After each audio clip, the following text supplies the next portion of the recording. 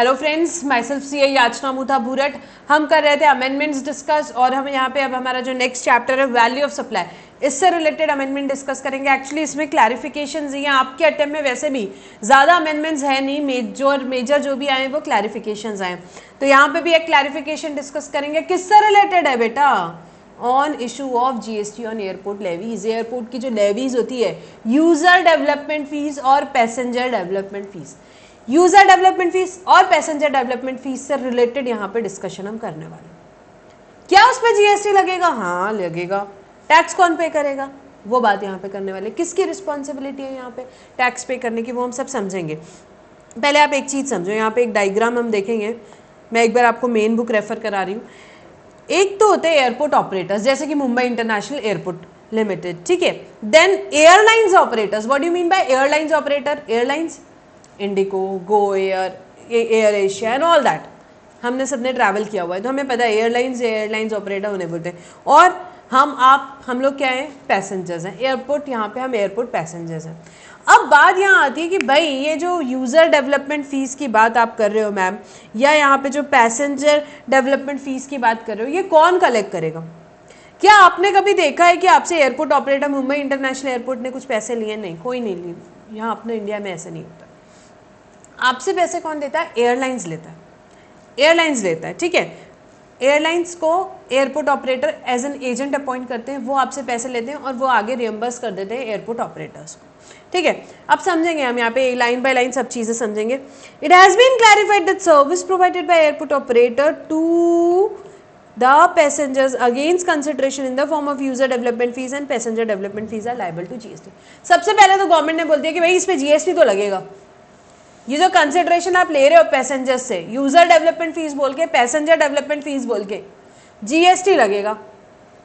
अब user development fees, passenger development fees being charges levied by airport operator for service provided to passenger are collected by airlines as agent and not consideration for any service provided by airlines।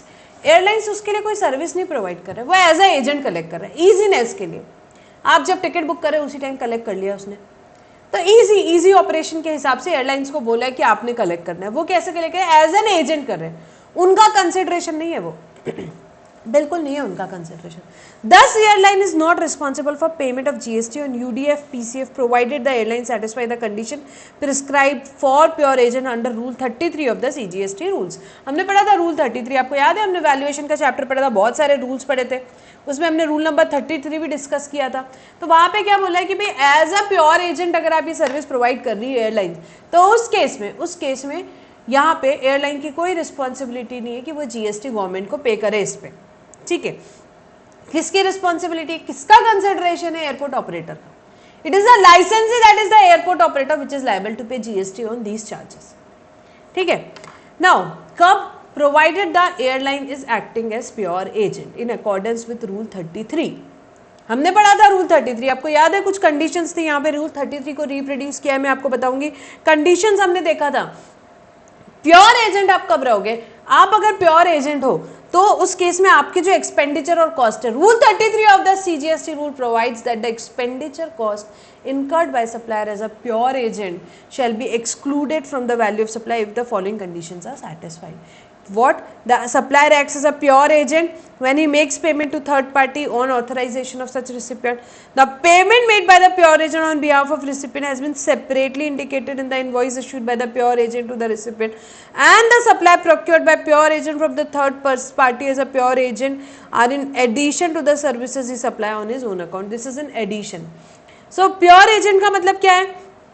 Pure agent is defined to mean a person who enter into a contractual agreement with the recipient to act as pure agent to incur expenditure or cost in accordance with in the course of supply of goods or services or both।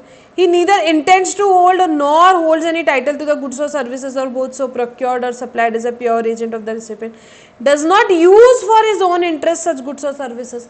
वो अपने खुद के interest के लिए use नहीं करता है। And receives the actual amount incurred to procure such goods और services in addition to the, और वो सिर्फ एक्चुअल अमाउंट ले रहा है। तो वो कॉन्ट्रैक्चुअल एग्रीमेंट में गया कि भाई मैं प्योर एजेंट जैसे काम करूंगा, उसका कोई टाइटल नहीं है, वो अपने इंटरेस्ट के लिए नहीं यूज करता है, और उसने क्या किया? ये एडिशन में दिया, सिर्फ ये सर्विस नहीं दिया। अगर ये सारी कंडीशन सेटिस्फाई करती है तो एयरलाइंस क्या रहेगी बेटा? प्योर एजेंट रहेगी, प्योर एजेंट रहेगी। अब ये तो प्योर एजेंट का रूल समझा। रिलेट करते हैं हमारे केस में, यहाँ पे passenger development fee, user development fee में ये कैसे रिलेट होता है। So the airline is acting as pure agent of passenger should separately indicate, सबसे पहले उनको क्या करना है, सेपरेटली इंडिकेट करना है actual amount of PSF and UDF and GST payable on such charges in the invoice issued to its passenger. उन्हें क्या करना है, सेपरेटली इंडिकेट करना है। सबसे पहले क्या करना है, सेपरेटली इंडिकेट करने वो चार्जेस और उसके ऊपर का जीएसटी, उसके ऊपर का जीएसटी। और क्या करना है, the airline shall not take ITC of GST payable on such PSF और यूडीएफ, उसका आईटीसी उनको नहीं मिलेगा। The airline would recover only the actual amount, उसमें उसने कुछ अर्न नहीं करना है, उसका खुद का कोई इंटरेस्ट नहीं होना चाहिए, उसने कुछ अर्न नहीं करना है, उसने जो एक्चुअल अमाउंट है वही लगाना चाहिए उसमें। द अमाउंट सो रिकवर्ड जो रहेगा उसको एक्सक्लूड किया जाएगा उसकी वैल्यू ऑफ सप्लाई से, उसकी वैल्यू ऑफ सप्लाई से।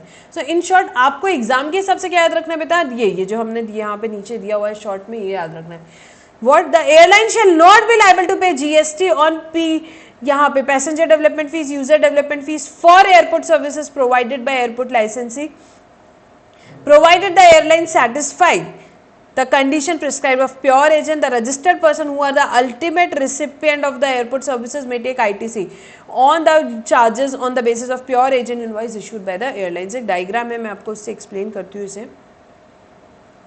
देखो यहाँ पे आपकी एयरलाइंस कौन है, फॉर एग्जाम्पल ये इंडिगो आपकी एयरलाइंस है। एयरलाइन ने क्या किया, एक एक पर्टिकुलर पैसेंजर से, यहाँ पे एक एक पर्टिकुलर पैसेंजर से क्या कलेक्ट किया, यहाँ पे ये चार्जेस कलेक्ट किए, passenger development fee, user development fees collect की। फॉर एग्जांपल 100 रुपीज़ की फीस है, 80 रुपीज़ जीएसटी, तो पैसेंजर 1 2 3 4 जितने भी 50 पैसेंजर्स हैं उनसे कलेक्ट किया। अब वो कलेक्शन करके एयरलाइंस को क्या करना है, वो आगे दे देगी, किसको दे देगी, आगे एयरपोर्ट ऑपरेटर को वो अमाउंट दे देगी। एयरपोर्ट ऑपरेटर क्या करेगा, एयरपोर्ट ऑपरेटर भाई आपका फॉर एग्जांपल फीस 100 रुपीज़ है वो रख लेगा, बाकी का जो जीएसटी 18 रुपीज़ है वो क्या करेगा, गवर्नमेंट को पे कर देगा airport operator. For example Mumbai international airport operator जैसे हमने देखा था। अब इस केस में आईटीसी बेटा कौन लेगा, आईटीसी पैसेंजर्स लेंगे, जो भी इनवॉइस इशू करेगी एयरलाइंस उसके बेसिस पे आईटीसी यहाँ पे पैसेंजर ले लेंगे। तो आई थिंक आपको समझा कि ये कैसे हो रहा है इसका। और अब ये काम एयरलाइंस फ्री में करेगी, बिल्कुल नहीं, बिल्कुल भी नहीं करेगी। एयरलाइंस क्या करेगी, एयरलाइंस बोलेगी कि ठीक है भाई हम साल भर आपका ये काम करते हैं एयरपोर्ट ऑपरेटर का, हम आपको ये सर्विस दे रहे हैं, इसके अगेंस्ट हमको कंसिडरेशन चाहिए, क्या 1 लाख रुपए दे देना आप साल के, हम आपको कलेक्शन करके दे रहे हैं। एयरपोर्ट ऑपरेटर बोला बढ़िया है, ठीक है 1 लाख रुपए हम आपको साल के दे देंगे इसके, ठीक है। अब इस केस में ये एक सेपरेट सर्विस है, ये जो साल भर ये काम कर रही है एयरलाइंस, ये एक सेपरेट सर्विस है जिसके लिए एयरलाइंस ने एयरपोर्ट ऑपरेटर को 1 लाख रुपए चार्ज किया। सो दैट 1 लाख रुपए plus 18,000 GST on that 1,18,000 rupees. 1,18,000 rupees जो है उसमें से 18,000 रुपए क्या होंगे, गवर्नमेंट को जाएंगे, गवर्नमेंट को जाएंगे ऑब्वियसली जो टैक्स है। 1 लाख रुपीज क्या होगा, कंसिडरेशन है एयरलाइंस का, एयरलाइंस रख लेगी अपने पास में। Airlines who is the service provider, airlines who is the service recipient, airport operator who will take the ITC, obviously airport operator ने पैसे दिए, airport operator can take 18,000 ITC. So these two are different transactions. हमने जो अभी theoretically पढ़ा था ये first transaction पढ़ा था, ठीक है। This is the second transaction, क्योंकि वो फ्री में ये काम नहीं करने वाली। तो एक बार मैं मेन बुक पे आती हूँ और एक ये पार्ट बस जो है ये वाला पार्ट मैं यहाँ पे पढ़ूंगी extra. The explanation on chargeability. The airport operator shall pay GST on PSF UDF collected by them from passenger through airlines. Obviously, ये जो charges हैं इसका GST पे करने की responsibility किसकी है? इस पे GST पे करने की एयरपोर्ट ऑपरेटर की रिस्पॉन्सिबिलिटी है। Since airport operator collecting these charges inclusive of GST, there is no question of not paying them. Not paying GST collected by them to the government, तो वो उसे पे करना पड़ेगा, उनको पे करना पड़ेगा। The collection charges paid by the airport operator to airlines are consideration for service provided by the airlines to airport operator, and airline shall be liable to pay GST on the same under forward charge. यहाँ पे क्या बात हुई, यहाँ ये बात हुई कि जो कलेक्शन चार्जेस है, ये जो कलेक्शन चार्जेस है जो एयरपोर्ट ऑपरेटर एयरलाइंस को दे रहा है, जो एयरपोर्ट ऑपरेटर एयरलाइंस को दे रहा है, वो कंसिडरेशन है वो उसके सर्विस देने के to the airport operator. Airlines को क्या लाइबिलिटी है, उनको लाइबिलिटी है इस पे जीएसटी पे करने की under forward charge. ITC of the same will be available to the airport operator, और उसका आईटीसी अवेलेबल रहेगा किसको, एयरपोर्ट ऑपरेटर को। हमने पढ़ा ये 1 लाख रुपए की बात हो रही है, एयरलाइंस फ्री में नहीं कर रहा, उसने अपने कलेक्शन चार्जेस लिए कितने, 1 लाख रुपए, उस पर वो उसका कंसिडरेशन है, उस पर जीएसटी 18,000, तो वो उसकी जीएसटी पे करने की लाइबिलिटी किसकी, उसकी लाइबिलिटी एयरलाइंस की। I hope you are able to get it, दो डिफरेंट बातें हो रही है। और उसका आईटीसी कौन देगा, एयरपोर्ट ऑपरेटर, उसका आईटीसी एयरपोर्ट ऑपरेटर देगा। I hope it is clear. So ये इतना सा पार्ट है, ये चाहिए तो आप आपके बुक पे ड्रॉ कर सकते हो।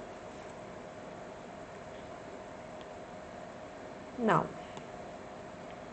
So this was all about बेटा कौन सा वैल्यू चैप्टर से रिलेटेड जो भी अमेंडमेंट थे, क्लैरिफिकेशन था, एक ही क्लैरिफिकेशन था यहाँ पे। So we'll stop our discussion for this chapter over here. In next video, we are going to discuss what ITC.